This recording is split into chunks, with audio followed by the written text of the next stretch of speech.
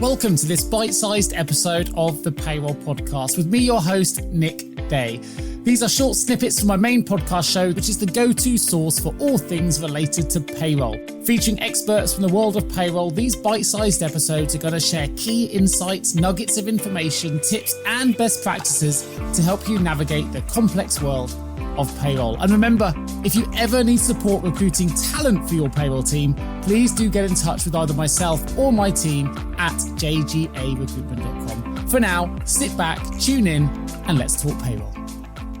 Something you wrote, Max, you said the great compliance benefits not just the business, but also the employee. So what did you mean by that? Can you talk to me a little bit more about how you feel great compliance can benefit the employee or the end user, if you like?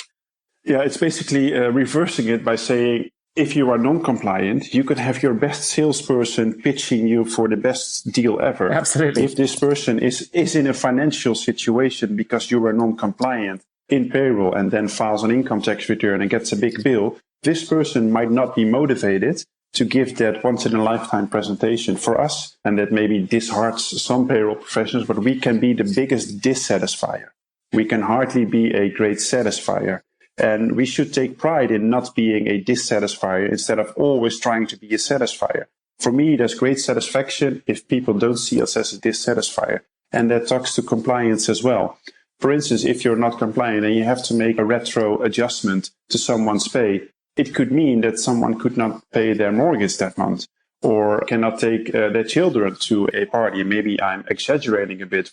It always has to be on time. It has to be right the first time. And you have to be compliant. And of course, when you're in business and you pay 80,000 people, stuff will happen. So if you do find an error, always immediately be transparent. Don't try and hide it and just change something in payroll and hope that the employee won't notice. What I've seen in my 12-year career by now is if you inform people up front if you are non-compliant, they are more willing to cooperate with you than if they found out themselves. Sure. It takes a lot of courage to be transparent about an error made, but that speaks about the culture you want to bring to an organization or even to a local payroll team where you can say, you can make errors, but you cannot make an error that you're hiding.